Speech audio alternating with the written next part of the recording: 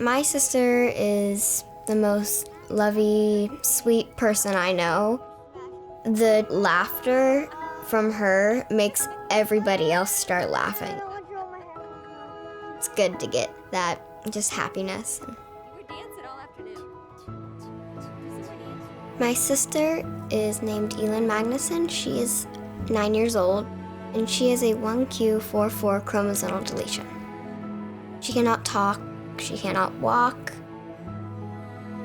I always know that her needs usually are way more serious than mine.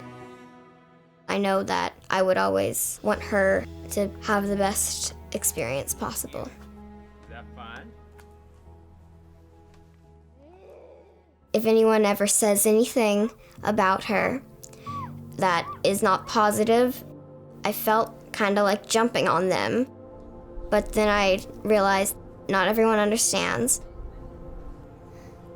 Anya is really fierce when it comes to advocating for Elin. And I know Elin actually is pretty vocal in times when she's trying to stick up for Anya as well. They can sense each other's feelings just via body language. It's pretty magical.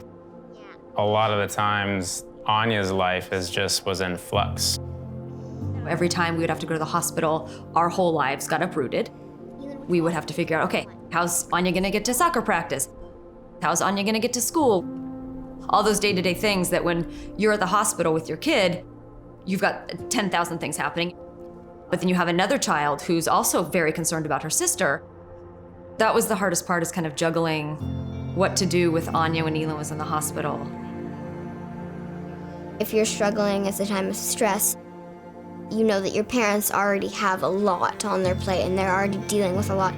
And you don't want to add anything, but you also don't want to feel so alone. When we originally found out about Elin's disability and what kind of detriment that can have on the siblings with a sibling with disabilities, we did not want that to be part of our family's kind of dynamic. When she went to SibShops, she was with all of her peers that had very similar situations to her. At the Sibling Support Project, we believe that every sibling deserves to have access to information and support that empower them to care not only for their families, but also for themselves. The first time I had really the privilege of co-facilitating a Sib shop, I thought back to my own childhood and thought about how lucky I would have been to have had the opportunity to meet other brothers and sisters of kids with disabilities. Growing up, I never knew a single other person who had a brother or sister with a disability, and that can be a really isolating feeling. For her to have a community where she felt heard made me feel really good, that we had a place to send her that could give her that support that's not just from us. It's almost like she can breathe a little bit deeper.